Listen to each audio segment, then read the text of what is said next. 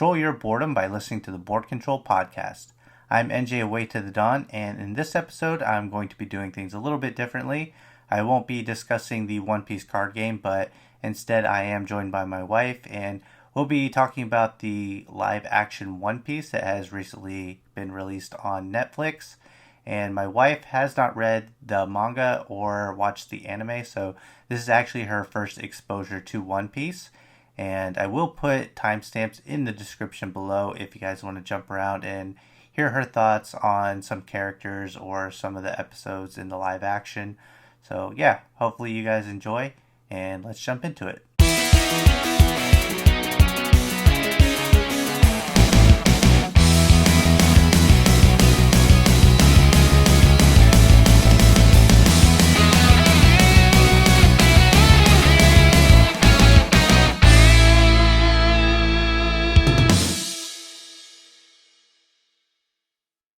Alright, so the One Piece live action has finally come out, and it got overall positive reviews from everyone that has watched it. And I think that they did a great job overall. I was actually really pleased with this adaptation of One Piece. The show added a lot to the story of One Piece and condensed about 60 episodes into just 8. But adding to that story with 8 episodes while condensing the original story, I think, was done really well. And some of the things that I liked about it, right off the top of my head, the casting was pretty spot on. I'll say the Straw Hat crew, pretty much everyone did an amazing job. I think Sanji's going to take some getting used to. He's the one that is the most different from the anime. But overall, I think that the Straw Hat crew was perfect casting. And some standout side characters, I would say, are Helmeppo and Dracule Mihawk. I thought that those two characters couldn't have been any more perfect. And Captain Kuro as well was pretty great. A lot of people were concerned about characters like Arlong and Shanks.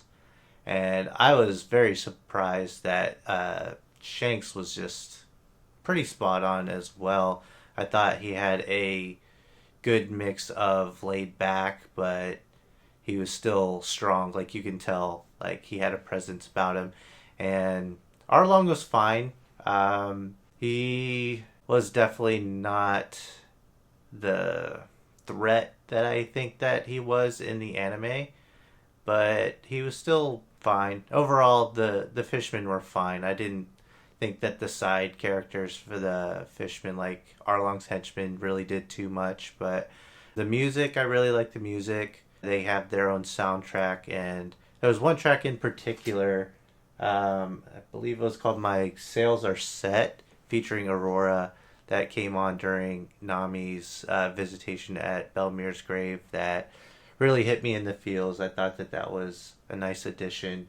But the music was very piratey, so I really liked that. The set design was really well done overall. Like, sometimes the story took place in like a really tight area, like Buggy's tent or Kaya's mansion, but I actually really like Kaya's mansion. So it wasn't as open as like the anime portrayed, but they were fine. The standout set designs, definitely the Baratier. They did a really good job with that, and the Going Merry looked really good as well. I really liked the wanted posters, like introducing all of the villains in the story. I thought it was just the right amount of cheese, but it wasn't too over the top. It wasn't too much. There was some good humor throughout, but it wasn't forced, so that's always good. And the pacing. I would say that the pacing is one of the things that the anime gets criticized for. They have a lot of filler, or they explain things that shouldn't be explained over and over again. But the pacing was pretty good in the live action, but I will say some parts did feel a bit rushed. Like Usopp's backstory didn't really make you feel much, and his child actor admittedly was not very good, but he didn't get much screen time, so it is what it is. Usopp was definitely a more likable character in the live action than he was in the anime as well. He wasn't quite as annoying. I thought he was funny and, a little bit, how do you say, more endearing, I guess. Some other nitpicks, like a lot of it did take place at night, which if you do any movies or like if you dabble in directing or special effects or anything, shooting in the darkness kind of hides some of your special effects, and so that's kind of understandable. And I thought maybe they did that a little bit too much with shooting the show in the darkness. But what else was there? Um, that's about it as far as criticisms. There's a major criticism that I have. Nami is my favorite character, so I had very high expectations for her backstory and her character. Emily Rudd does an amazing job portraying Nami, that's for sure. But I will say that they changed a lot about her backstory, more than any other character, and they really didn't need to. There was no reason to. They could have stuck 100% to the script, and it would have been just fine. But I did watch all 8 episodes over Labor Day weekend with my wife. I wouldn't even say she's a casual anime fan. I've gotten her to watch some shows with me. Like, we watched a good bit of Fairy Tail, a little bit of Naruto. We watched all of Hunter x Hunter. And what else did we watch? Attack on Titan. And she does like anime, but the idea of watching 1,000+ episodes of One Piece was something I would never even ask of her. So when they announced the live action, I was like, oh, this is great. This is a good chance to introduce my wife to One Piece because it is such a great story. And yeah, so I have my wife with me here. And what did you think? I thought it was a great show, even for not knowing the background, or even if it wouldn't have anything to do with anime. Just in general, it was a great show. It was very entertaining. I thought the acting was good.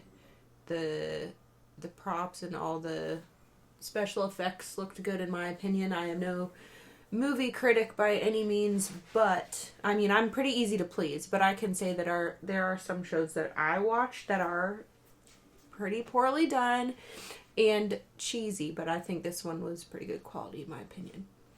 Yeah. So what did you think of the Straw Hat Crew? Like, how would you rank the Straw Hat Crew? Rank in terms of, You I'm like? scared of you, No. or oh, How would you rank each them in individual. terms of your favorite? Oh, okay. Favorite to least favorite. Gotcha. Okay, let me think about this. Well, Luffy is my favorite, and I feel like I don't know. I feel like, oh, you picked the main character. But I, in real life, enjoy people who are positive, and not Debbie Downers. And so his inner childlike spirit coming out, seeing the best in people, finding the good in people is something that I try to do, I guess, or I at least like when other people do that. And the fact that he recognizes that everybody has a past or might have negative things about themselves, but that they can turn that into good. I think that's awesome. And he's also just funny. I call him Goofy Luffy. I mean, maybe other people say that already. I don't know. If not, I'm claiming it. But he's just silly, and I like that. Yeah. Up to the end of this season, when I watched the anime up to the end of East Blue, I would say Luffy actually was my favorite too, which, knowing me, I typically don't like the main character, but Luffy has got to be the best main character in all of Shonen, in my opinion. Like, and I did mention to you that Luffy was a lot more positive, I think, in the live action than he is in the anime, but I mean, the actor did a great job of portraying Luffy. But there are a lot of times in the anime where Luffy is kind of selfish or has his head in the clouds a lot more when it comes to recognizing some of the things going on around him. He doesn't take it seriously.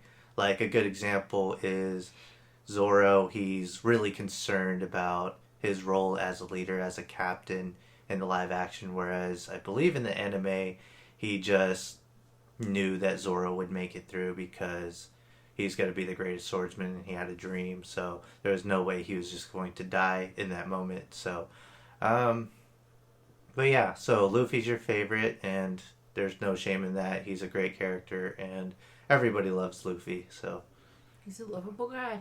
yep. So, Next, all right. I would choose Nami. I think, well, you were explaining to me that how the live action is a bit different than the anime, but I could see glimpses of her prior to the season finale showing that she actually does care, so it just kind of keeps you wondering, what's she really all about? There's got to be more to her. She doesn't really want to be, this bad person. Or I thought the thievery thing, well, it kind of did throw me off because, I don't know, I just thought she enjoyed stealing for some reason. I didn't think too much more into that aspect. But I wasn't expecting obviously, we didn't know about the island yet that she came from, but I thought that was pretty neat. That was a big reveal. And she really redeemed herself. So she's a good person deep down, and she does care way more than I thought she did. And caring is another quality that I think is amazing in humans. Yep, and I have to mention it, but Nami is my favorite character. I have a Nami t-shirt, a Nami playmat. I've been pretty vocal that she is my favorite character, and I like her backstory the most out of all the characters in the East Blue. It really, like, struck a chord with me, personally, but I did make the joke with my wife. It's like, I wish that you can see Nami for more than just her boobs, because that is something that my wife would always bring up whenever she saw Nami. And on your shirt. Granted, a lot of fans do like Nami for the fan service aspect, but Nami is a great character. She's very well written. And in the live action, I think that they showed a little bit, I wouldn't say too much. Like, they did a good job in the live action, but you could tell how much she cared about the crew, a lot more than you did in the anime. Because in the anime, it's like, yeah, she was with them, but you could always kind of tell that she wasn't with them. And then when she left, it was like, yeah, she could possibly just be a bad person.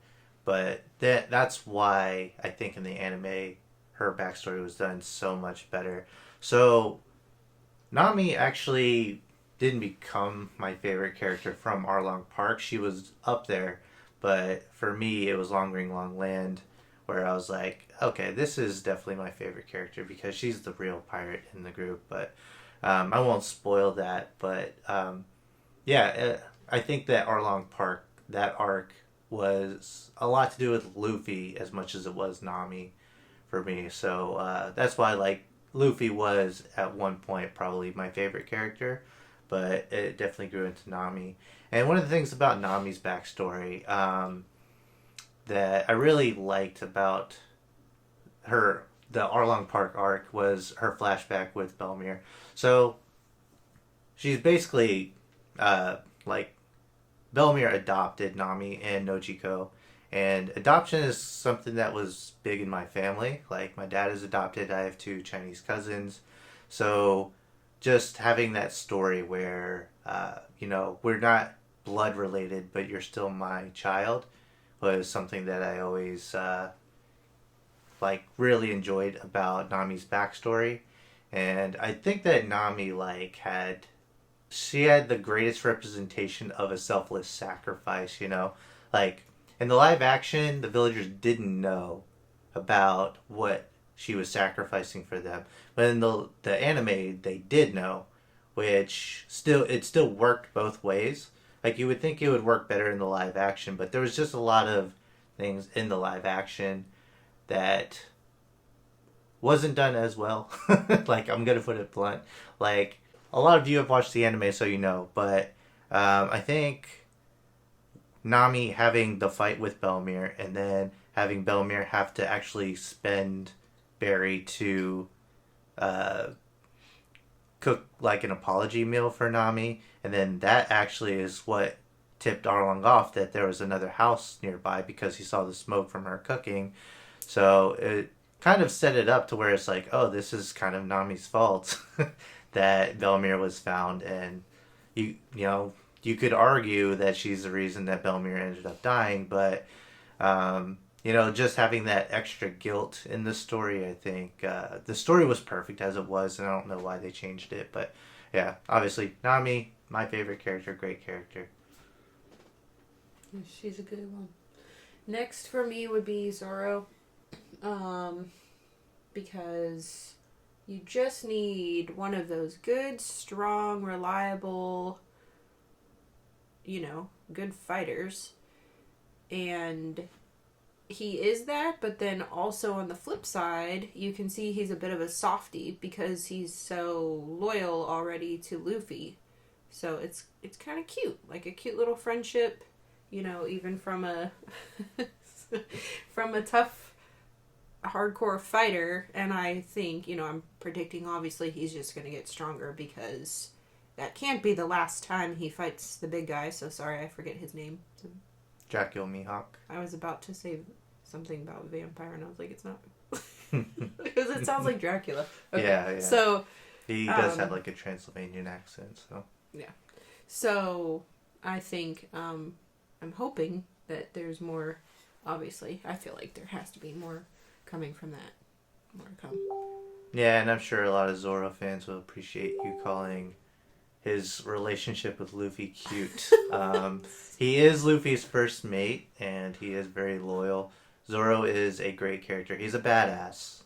Yes. Like, to put it simply, he is a badass.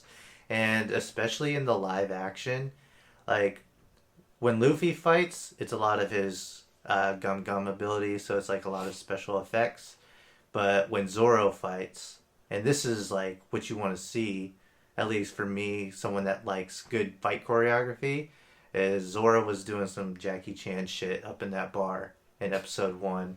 And, I really loved that. And pretty much all the fight choreography involving Zoro, even when he was fighting Sham and Bucci in the mansion on the staircase, like, all of that was, like, really well done. And, it's got to be tough for the actor having to hold a real third sword in his mouth. So yes. I think that they did that as well as they could as well. So, but yeah, Zoro he's a fan favorite for sure. He is one of the stronger fighters in the group. So yeah, good character. All right. Next for me is his name Shang, the chef? That was Sanji? Don't know where I came up with that. Yeah. Sanji.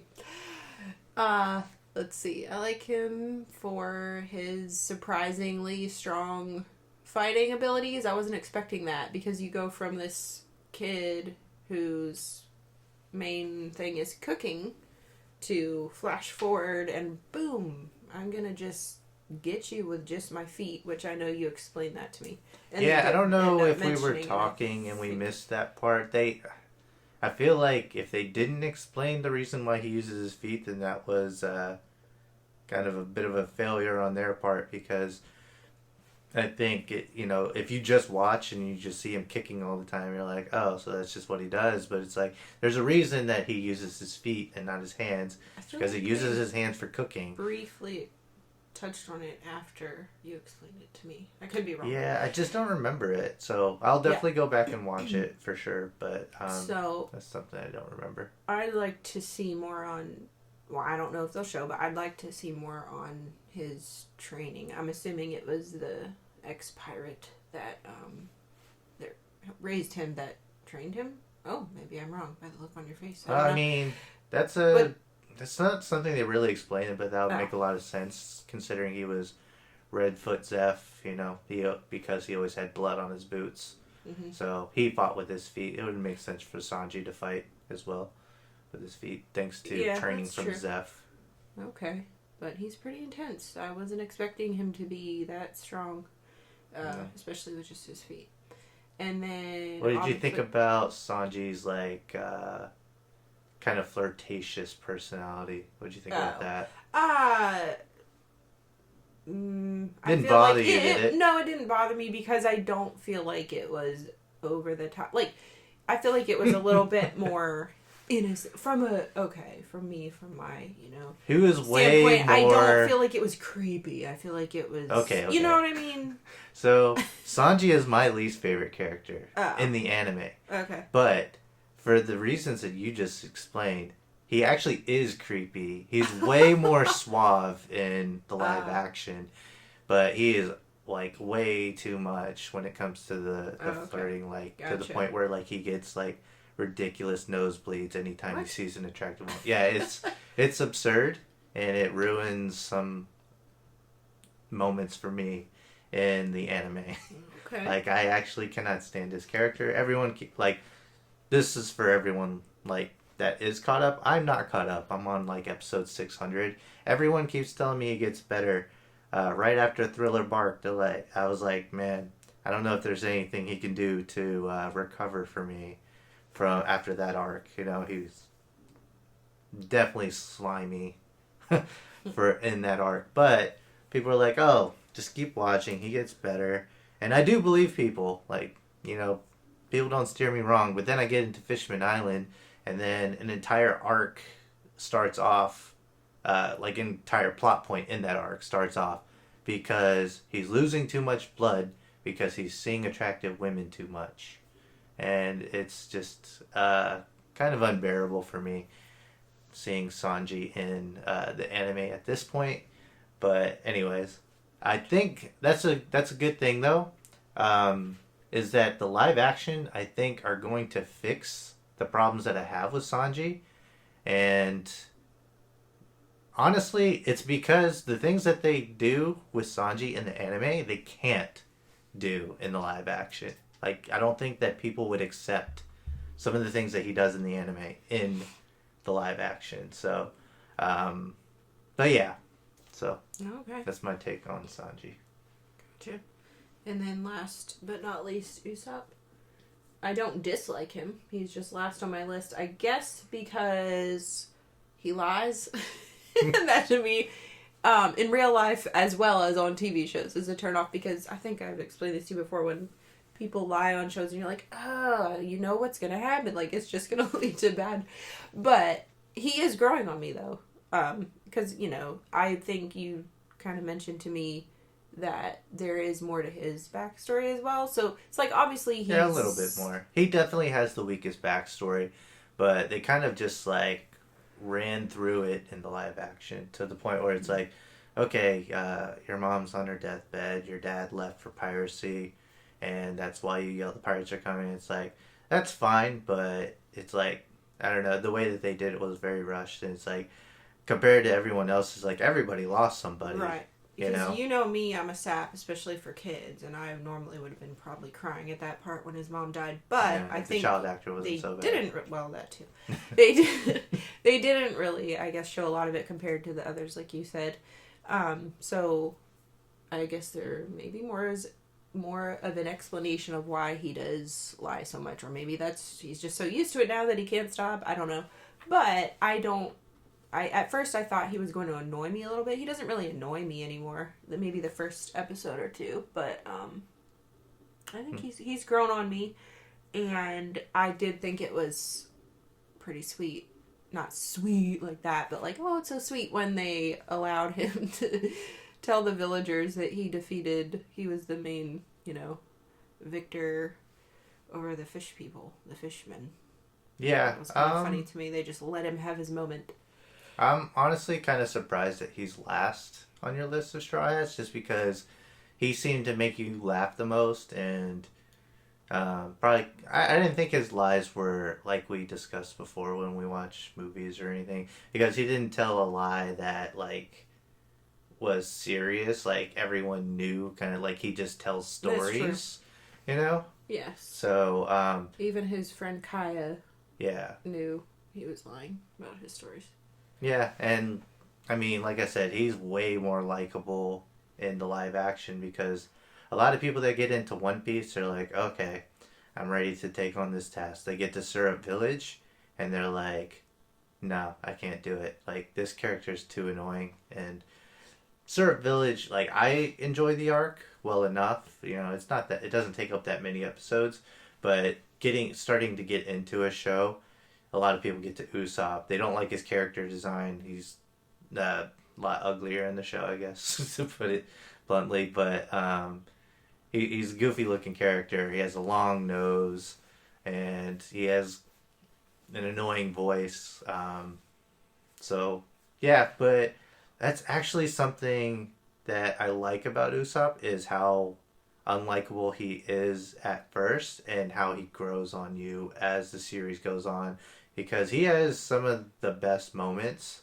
Um, like, you could argue he's the heart of the crew because he's not the strongest, so he contributes in other ways.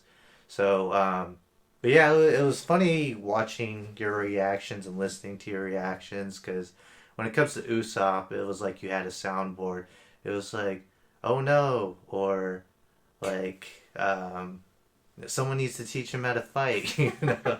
Well, at first, on the finale, I was a little disappointed. I'm like, oh, he's just totally running away. He hid. I'm thinking, okay, I get it. That would probably be me too. But then he redeemed himself by fire toasting that one fish guy. So Yeah, and that's a good moment for Usopp in the anime too. I think he has like an inner monologue in the anime where he's like, "This isn't the person that I want to be," like, because he tells these stories, but he's like, I. That's where it's like at the end, he's like, "I want to be a brave warrior of the sea." It's like he knows that he's not very courageous, and that just, you know, starting off that way, you set up a character like that, you know, there's going to be growth. You know, he's going to do more courageous acts and eventually, you know, contribute in a major way. it did make me. His character did make me think too about it more, a little bit in depth. Oh, you want to be a pirate? You want to join the pirate crew? Well, you can't just go along for the ride. You have to expect crazy things to happen. I guess I never really thought about all the things pirates would go through. But if you're going to be the weak link, you do need to get stronger because you're in for a ride. Yeah, for sure. So let's go back to some of your reactions. So, some of the notable reactions. See, in episode 1, was there anything crazy?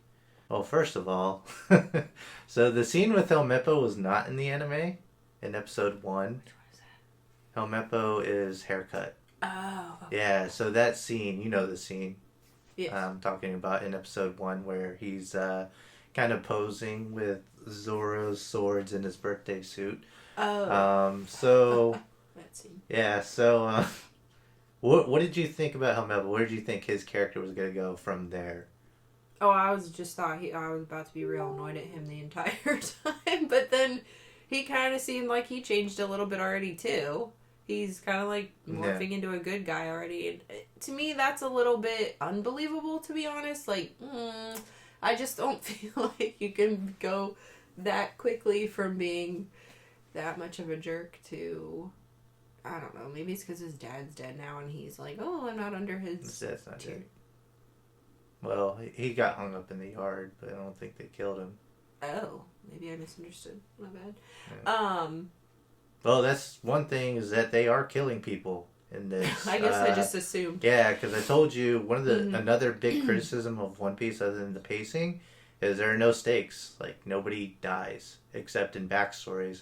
So killing off Mary was kind of crazy for me. I know that was like whatever to you, because it's like, this guy looks like a sheep. He's like not even important, but he's way more important in the anime. He's the one that gives them the Going Merry, the ship. But yeah, so like going to Helmeppo, it's like, so in episode 1 he's like the jerk, but at the end of it, like you said, it's like he's kind of pathetic.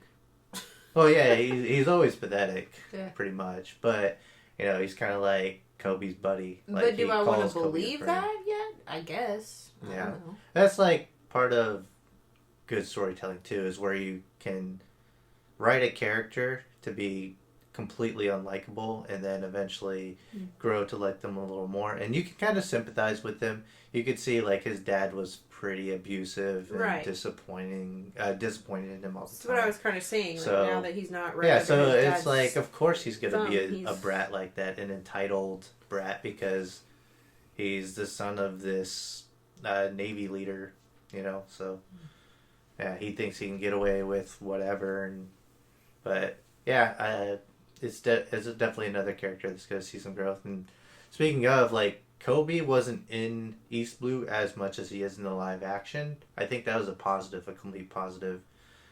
So what are your thoughts on Koby? I like Koby, I think. But he always just looks, what's the word, aloof? Like, it's just, I don't know. I guess that's how he's supposed to look. Like, oh. I'm not the biggest fan of Koby in either the anime. The live action, he portrayed his character to a T, I think. But just in general, like, Kobe's always kind of bothered me. Because there's a certain point that it gets where it's like, okay, you start off and, you know, you question yourself. It's kind of like Usopp. Like, he's not the most courageous character. But there are times later on where it's like he can at least attempt it, but he's like attempt to pursue his dream in a major way, and it's just like he's just too timid. He's way too timid. Well, all the time. timid, that's a good point. That sometimes I feel like his personality doesn't really match up with his actions. Because if I'm a timid person, yeah. So I would never go up to my captain or general, or, you know, and question Vice him Admiral. and stand up to him. I mean, it would take a lot for me to do that, but I feel like he's just done this so many times already. Maybe not go against his orders multiple times, but just to even go to him and question him or have these one-on-ones, I would be just, no, I'm just going to stand back there with the group. Yeah. So I just feel like that kind of doesn't match up, and I guess that bothers me a bit. Yeah. And like going along with like Vice Admiral, we brought him up. So he was portrayed like, it was amazing. That was an amazing Garp, but very different, I think, in a lot of ways. Like, not just his accent, but he seemed to be more in line with the gray. He was in the gray area a lot more, I think, than he is in the anime when it comes to right and wrong. But I loved the live action Garp.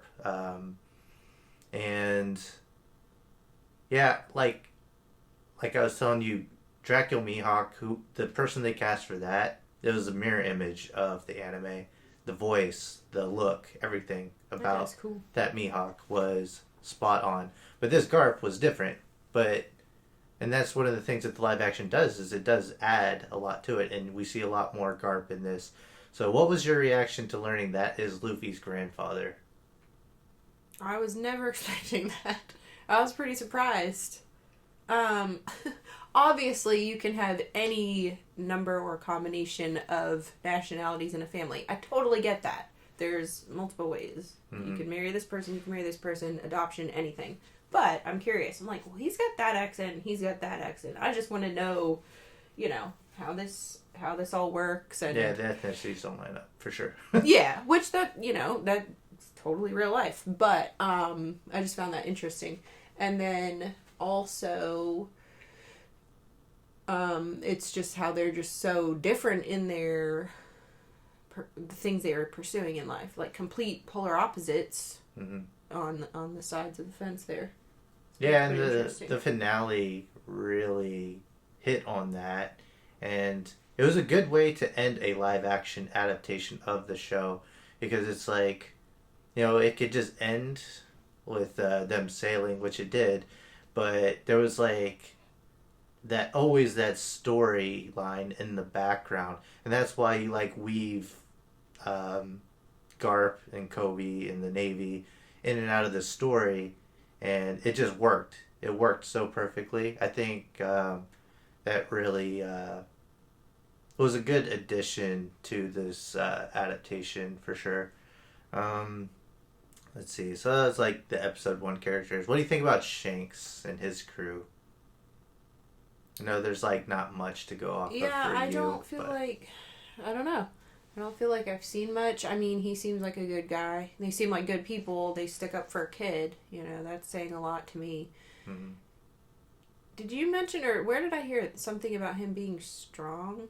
But he doesn't look strong. So I'd like to see him in a fight, because I know he did hold back on purpose when other pirates would come and mess with them. So I think it'd be interesting to see him in a fight and see what he's got. Did he eat some devil fruit? Don't tell me. I won't tell you. Well, there was the one scene that really put his strength on display whenever he saved Luffy from the sea beast. Right. Yeah. So, like, to me, that's different. That's a creature. But he didn't really... Well, what did he do? No, wait. He did... No. Oh, that's right. He did something special. Hold on. Yes and no. Hmm. You don't know about it yet. He just kind of told it to go back, right? He said something to it. He looked in its eyes. It was something with his eyes. He looked at his pupil. Okay, I remember a little. So you watch Naruto, you think he's got some kind of Sharingan ability? Probably. No, he doesn't.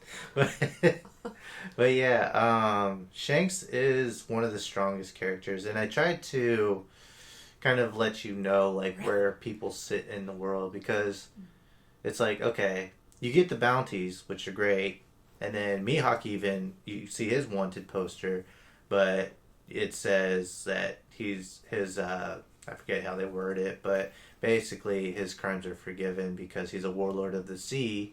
So yeah, so you don't really get to see his bounty number.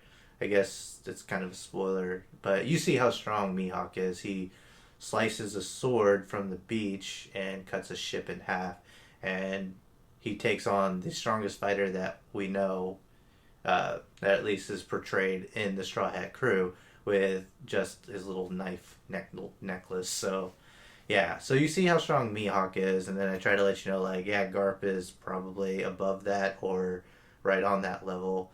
And then you have Shanks as well, and you probably didn't catch this at the end, but Shanks and Mihawk used to be sparring partners. No, I didn't exactly catch that, but I could tell that they were pretty cool with each other. Yeah. I was like, that's interesting. Yeah, so they used to be like sparring partners, and then, you know, Shanks kind of challenges Mihawk, and then Mihawk is like, no, you're only half the man you used to be, because he only has one arm now. Mm-hmm.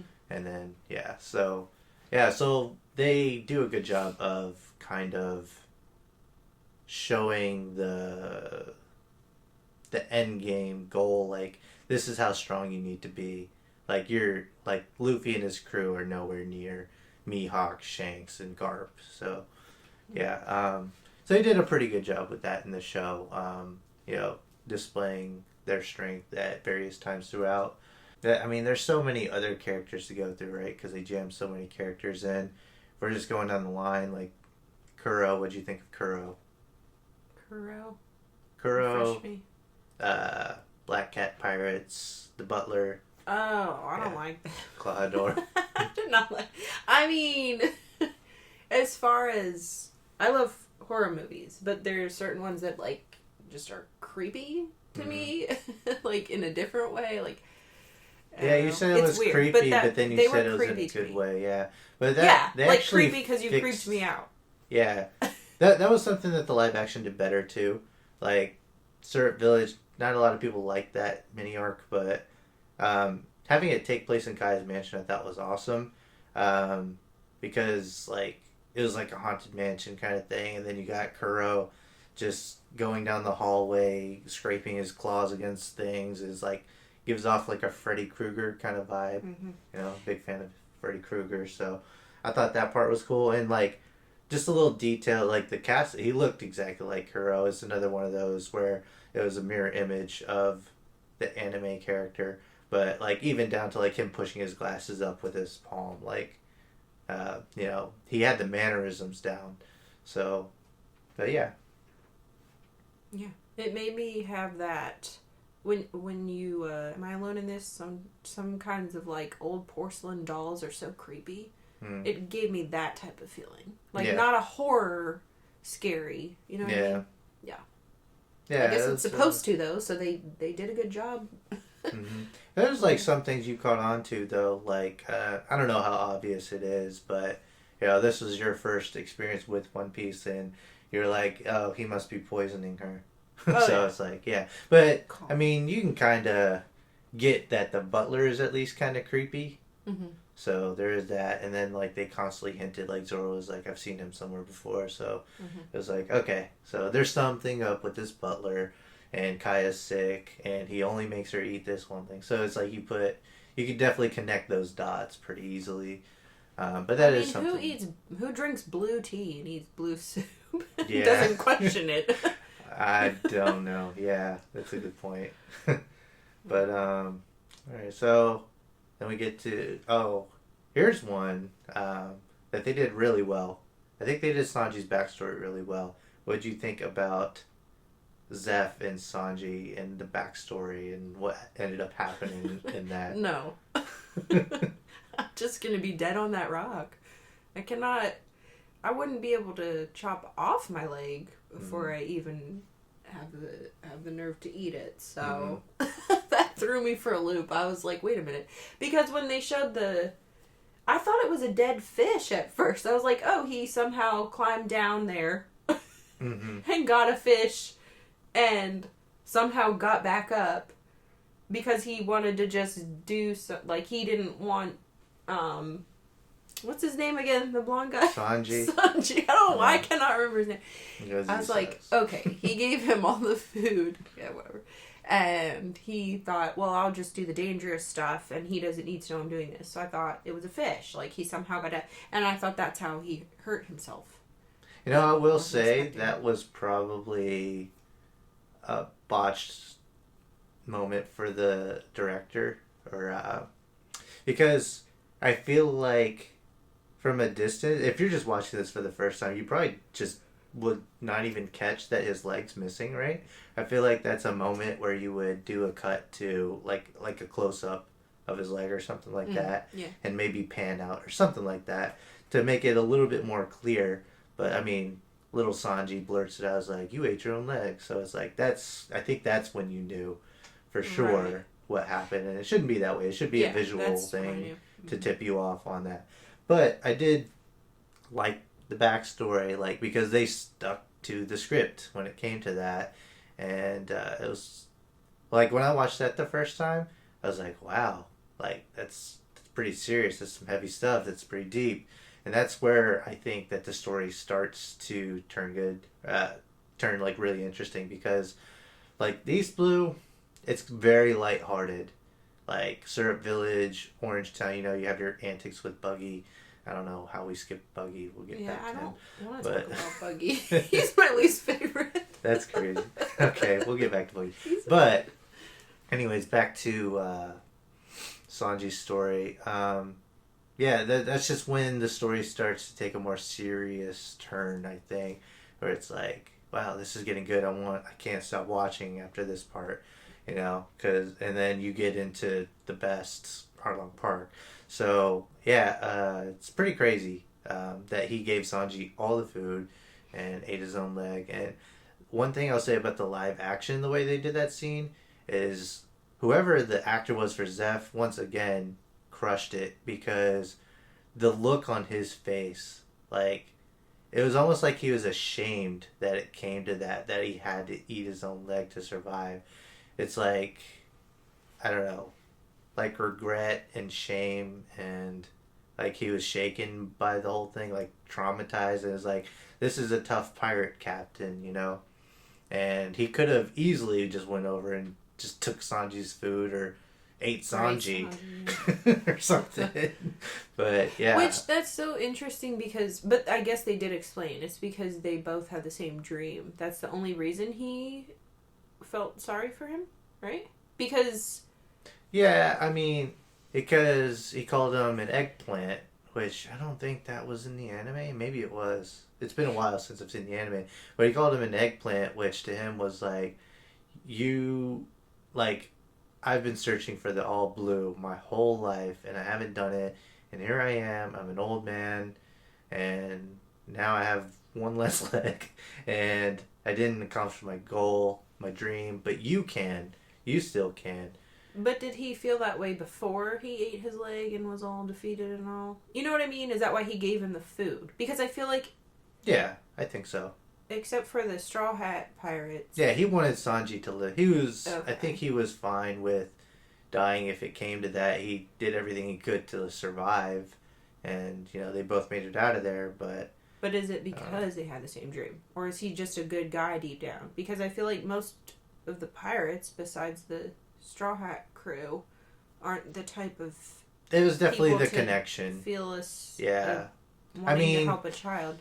Yeah, it's a kid, so it's hard to say. But I think they definitely wanted to highlight that it was a connection that they had in the dream of wanting to find the all blue someday. So that's the way that I always take it. But we have to go rewind back to Buggy. I completely skipped over that. So Buggy is a fan favorite. I explained that to you, and I don't think you, you know, like they did a lot extra with Buggy because Buggy was like the first. Well, I guess he was the first. You have Alvida and Captain Morgan, but Buggy was like the villain that kind of stood out. You know, he's the clown, so he kind of stands out. You know, right off the bat, but he's a character that people have grown to love more and more, and it's almost like he's a gag, but at the same time, he finds himself in situations where it's like you kind of got to take him seriously. But he's always like the comic relief, I feel like. But the way that they did him in the live action, I'll say the chop fruit, like that was awesome. The way that they did that, like, because they didn't half-ass it. They actually did a lot of creative things with his ability and Luffy's ability too. So they didn't shy away from that. You know, effects like that cost money, but they're like, no, this is important for if we're gonna do One Piece. Like, we have to have this in, and they did a good job with Buggy in that. His personality, I would say, in a lot of ways, it's the same as the anime, but he did a good job. But they definitely gave him a little bit more screen time than what he was used to in the East Blue.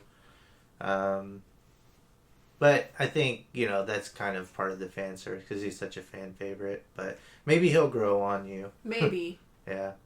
I just find him annoying and sort of creepy too. I'm not afraid of clowns, but I don't know. He just kind of creeps me out. I mean, he was a talking the head. whole I think that's understandable. The aura in that tent, like when he had those people trained up. I don't know. It was just like, ooh. Yeah. I didn't like it. Same creepy feeling as the mansion. So yeah, well, they wanted to, I think, push more of like how much of a scumbag he was. Like he's a bad pirate. Like he's enslaving these people and making them laugh. So it's like kind of the angle they try to push there. But Buggy was good. I think the casting was as good as you can be. I mean, imagine, you know, trying to cast someone to play a clown that can separate his body into pieces and be taken seriously, you know? Like, I think, I mean, you take him seriously, but at the same time you don't. So, yeah, there's like that. I think they did a good job, as good a job as they can. But me, you know, I'm not as big of a Buggy fan as others, but he is a character that you just grow to love for One Piece. He's like one of the like top 5 most popular characters probably. And whether it's a joke or not, it just is what it is. So yeah, so like, all right, so what about Mihawk? What did you think about Mihawk? Dracule Mihawk. I like him, even though I guess you're not supposed to like him because he's a bad guy or whatever. But I mean, you can like the villains. But he's pretty cool. I don't know. He just seems so steady, like just unwavering. I'm gonna do what I want. he could have killed them, but he didn't. I found that pretty interesting. I think I asked you, why didn't he take Luffy? It's like, oh, that's beneath me, or I don't know. What were you trying to tell me? But take Luffy? Oh, well, he kind of explained that neat. when he met up with Garp. He's like, I see a lot of similarities between Luffy and this Goldie Roger guy, so I want to give the young generation a chance. So that's where the encounter with Mihawk and Garp, that's where they first kind of hint that that's where the show was going. Like, that was kind of like the theme, I guess, was ushering in this new generation of pirates. So I think Mihawk was the first in that, but Mihawk, he's definitely another fan favorite, because as much of a badass as Zoro is, Mihawk is untouchable. Yeah, even at the point where I think the manga is and the anime is, it's like nobody has been shown to best Mihawk, at least to my knowledge, and he's still the bar. Like, we're still trying, like, Zoro's still trying to reach Mihawk level. So yeah, but like I said, if you ever get around to seeing Mihawk in the anime, it's like that was exactly Mihawk. Like, you couldn't have done that any better. I think just his voice alone would send me running away. Yeah, I mean, his eyes, his voice, his big ass sword, like, yeah, Mihawk's the man. I'm trying to think of any other characters, so just going through that lady pirate, but I don't know much Alvida? about her yet. Yeah, I guess we could have talked about Alvida. Nah, that she didn't have she didn't have a huge role, but I thought she did a good job. Like, she was vain, like Alvida is, really into herself, thinking like, oh, you must be here to capture me, because I'm a really important pirate. It's like, you're just like the entry level villain that I'm going to display my powers to. So yeah, that was like Luffy's introduction there. Yeah, Alvida, I mean, she'll show up again. Like, we saw her at the end again. Arlong, yeah. What did you think about the fisherman in Arlong? I was just sitting there thinking, I could not live in this village looking at these fish people. Ouch. But, sorry. What's that supposed to mean? You're the exact type of person that Arlong... Okay, don't That's read too why much Arlong into is that. the way that he is. Anyways. Because you it's humans... not real life. Okay. It's not real life, so... Anyways, what do you think about Arlong and his crew? So they were goofy-looking fishermen, sure. Yeah. I mean, I just feel like they were your standard villain, like, out to just, I'm angry and I'm gonna do stuff. But it did explain why. Yes, I get that. And they did a good job of showing why too, or explaining a little bit why. Like his interaction with the Marine that he was paying off to kind of keep them under the radar. Like, that was actually a really, really good moment for Arlong. I thought that was well done. Well, I'm not going to lie. I think I zoned out a bit at that part. So that might be... We were talking about it. That was Maybe the that part... was part of the problem. Yeah, that could be. But it was basically like... what did the Navy guys say? I don't even remember his name. The rat, the mouse, the bunny, whatever he is. But he was like basically undermining the intelligence of Fishman and Arlong. Oh, yes. Remember? I do remember that, yes. Yeah, and then Arlong took offense to it, and the guy got the hint, and he's like, we'll just stick to our normal deal, because I know I offended you, and you're going to kill me if I don't stick to our original deal. Yeah, that guy was a prick, that mouse guy. Yeah, he was. But he was important for the story. You got to have a character like that. Sure. But yeah, Arlong, what do you think about his look? Like, was he scary to you? Like, was he like a threat? Did he look like a threat? No, he didn't scare me, but if he was standing next to me and he was threatening me, sure. Yeah. I'd be scared because he's gonna saw my face off with his nose. So I mean, yeah.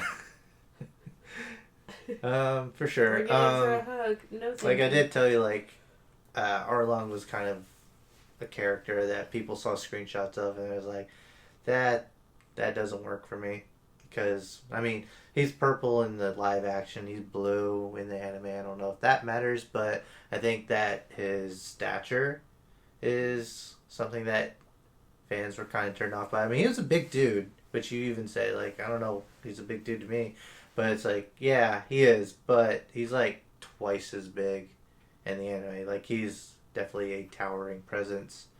That was one other small criticism that I had with the live action is the fight with Arlong, because Arlong and Luffy had a little bit more drawn out fight, and there was a lot of goofy moments that I wish that they would have kept, like some that I told you about where he like takes Arlong's teeth and puts it in his mouth and he's like chomping around with it, and yeah, just stuff like that. And I feel like the conclusion to the fight with Arlong should have been like the end of an episode instead of the beginning of one. So, but yeah, there was a lot of things that got mixed around in the Arlong Park arc. It wasn't terrible, but I feel like they should have just stuck to the script because it was perfect. But when you say I keep my word and then you don't keep your word, oh. doesn't that just make you a jerk? Yeah, well, I mean, he said why. he was playing by human rules, and you'll see But later on how me, poorly the fishmen are treated in this world. So yeah, it is pretty bad. Like the fishmen go through like a hard time trying to survive in this world. It's definitely trying to prove a point when it comes to some sensitive issues, but like prejudice, but. Yeah. But do we know if he's dead? I can't even remember. Well, the building collapsed fell on him. once he came out, but I'm assuming that means he's alive because we never yeah, saw because the him Navy dead. was after him still. Afterwards, they're like, "Oh, the Arlong pirates, we got to go get them," and that's when they let the Straw Hats go and whatnot. But so Luffy has a bounty on his head, and that whole ending to the live action was perfect. I thought. It was perfect. Like they set up a lot. They did a lot of callbacks. Like this group of people, what they're doing. Everyone's seeing. Everyone that had an interaction with Luffy is now seeing his wanted poster, and each are feeling a certain way about it. Like Shanks is happy, and Kobe's the one that hands it to him, and that's actually a good positive change too, because like. You get to see like two people on separate paths that are still friends, and yeah, I thought that was really nice. Be a good pirate, be a good marine. That was a good part in the story. Zoro and the chef are gonna be best buds. Who's that? Zoro and the chef. That I can never. That's your prediction. Zoro and Sanji are gonna be best buds. That's perfect. Yes, absolutely. You're being sarcastic. You'll see. But yeah. Here's the big question. Does the live action, since this is your only exposure to One Piece... Except for when I walk into the room and you're watching it and I see weird... Yeah, there's a lot of weird that goes on in One Piece. Does the live action make you want to watch the anime? Yes and no, because... I know I would enjoy it because every time you have me watch anime, I always do enjoy it. It's just more of sounds extremely overwhelming to get caught up. It does for everyone, even for me. That's why I knew about this when I was a kid. I was a kid when One Piece was out. Yeah, like a young kid, like middle school or something, and it came out. And I started watching it, but back then I was into more like action-oriented anime. And there's action in this, but not as much as like Dragon Ball Z or something with like beams and explosions everywhere. But yeah, it was a more lighthearted story, so I didn't really get into it. And then years later, I was like, oh, One Piece is still going on. Holy crap, it's up to like 600 episodes. And then it's like, well, never getting into that. And then, one day I came home and I was like, I'm just too tired to play video games or whatever. I just want to, get into something that I can watch regularly. It's like, I feel like I started getting into One Piece and it's like, I'm never gonna, like, this is gonna occupy a lot of my time. So it was like, I can do this, like, watch some episodes here and there. But eventually you just get really attached to it. So what I was doing was I was watching one major arc, and then while I'm at work, I listen to like a podcast going over the arc, maybe like in depth some things that I missed. And yeah, it was definitely something I looked at and like, this is overwhelming. I'll never get into it. But for you, that's why I never actually even wanted to even try to get you to watch it, because it is so many episodes. And I was like, she's not going to sit down and watch 1,000 episodes or so. But I was like, maybe watching the live action, maybe you'll want to see certain scenes like Sure. Nami's backstory, which is done so much better in the anime. Maybe you'll want to see that, and like compare the two. Or when Luffy's foot comes out of the top of the building. Yeah, that's something that does happen. So, but yeah, the whole Arlong fight. Maybe all of Arlong Park would be worth watching for you. I don't think you need to watch the Baratier, even though the Baratier changed quite a bit. That's the restaurant. Yes. Syrup Village is completely different. Maybe you'd want to watch that. I don't think anything other than that. I feel like there was one more. Oh, favorite episode. Do you have a favorite episode? Because I have one. Oh goodness, I'm terrible at remembering things I've watched. I'll go first. I think probably Okay. Go ahead. the one where I think it was the finale where they explained Nami, or was it the one episode before the finale, where they did Nami's backstory, just because I was not expecting that. I mean, you could tell there was more to her, but it was way bigger than what I ever would have guessed. That makes me happy. You like Nami's backstory. Even like even the like version a that worse isn't as good version in your, of it. yeah. That was your favorite episode. That's Yeah. good since you like the show. My favorite episode was episode 5. That's where Mihawk shows up and fights Zoro. That was my favorite because the fight was really well done. They did that scene perfect, and yeah, that was a good acting job too with McKenyu, I think, portraying Zoro and saying how he was never going to lose again. So yeah, that brings me to one other thing. What were there any moments? Because my wife, she cries at some moments in TV shows and movies. Was there any parts that made you cry? Were there any parts that made me cry? I think I cried a little bit when the mom hid the girls, because I just picture, Our daughter? yeah, Yeah. and that, so having to hide her and just be brave. I'll say, like, even though this Sanji has to grow on me. I didn't like Sanji to begin with, but this Sanji, to me, is a lot different than the Sanji I'm used to, even, which could be a good thing. But his farewell to Zeff was very well acted. Like, you could see the emotion in his face. Yes, that did get me. Like, he was, like, kind of, like, trembling a little bit. Like, that tears actually, welling I think up in his eyes. Tear up a bit at that part, because at first you're like, oh, they're just playing it tough. Yeah, that was like their relationship. I thought it was gonna I'm still... done. Yeah, I'm done cooking in your shitty restaurant. But then he actually was sincere, and I was just like, oh. Yeah, they did that really well. Like, you could tell, like, Zeff was really beat up about Sanji leaving too, but he knew he had to. And then just like, like I said, the face acting on that scene was really good. I think his name is Taz. That plays Sanji. That was a very good job on that farewell to Zeff. And, just the line, like, you saved my life. Yeah. Really hits you. That'll do it. Yeah. Zoro at the funeral, too.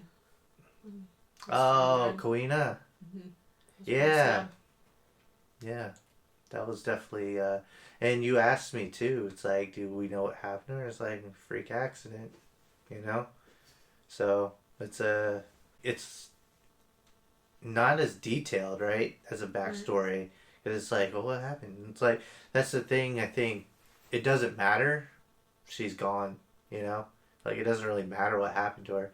It's like, she had a dream that she shared with Zoro, and then she's gone. She can't carry out that dream. So it was all about like Zoro, like you know, like he wanted her sword. He's like, I'm going to fulfill this dream. So yeah, Zoro's backstory is like one that's not really too in depth in the anime. Like it kind of happened, kind of like it did in the live action. Like it's pretty quick, but it's very impactful. I think because you just know like why Zoro is on his mission to be the greatest swordsman ever. So he'll do it. you think? I know he will. Yeah, I mean we don't know yet. I have a theory on that myself, but to say anything on that would be a spoiler for probably season 2. Oh. So yeah. Okay. But there's some crazy stuff coming up where it's like I don't know how they're going to do this part. Or how they're going to introduce this character. There's a couple characters you're going to see here that aren't exactly human that join the crew. I've already been asking you about that anyways. Yeah. Some of the humans aren't humans. Yeah. Like Mary's like a sheep and then... Yeah, and the mouse guy. Yeah, and then the mouse guy, yeah. Yeah. Don't really have an explanation for that. It's kind of like the Transponder Snails, right? What did you think about the snails, their line of communication? Those are so weird. It's interesting. Like, how in the world does that make you have communication? I don't know. It just adds to the fantasy of it. Maybe that's something that I should know. Like, I'm a fan of One Piece, but I'm not caught up, and there's some details I don't know. But and then when the little piece got wet, it's like, okay. It's just like an electronic. Yeah, but it was a normal thing to her, like, to have this device. It's like, that's good world building, right? It's like, whenever the characters on the screen act like these things are normal, you know, and it's like, they don't even need to explain it. It just is what it is. Like, hey, we have snails as telephones, you know? Yeah. That's our line of communication. So, yeah. Guess we'll just wrap it up there. It was a good talk, I think, on the One Piece live action. Hit on a lot of things, so yeah. So that does it for this one. As you can tell, me and my wife really enjoyed watching the One Piece live action, and I can't stress enough how good of a job that they did on it. The actors all crushed it. I thought the story was told really well. There's, my few minor nitpicks that I discussed throughout this podcast, but overall, this was a very successful adaptation of One Piece, and I can't wait for a second season, and my wife cannot wait for a second season as well. So, yeah, that does it for this one. Consider subscribing for more One Piece content, and I'll catch you all on the next podcast.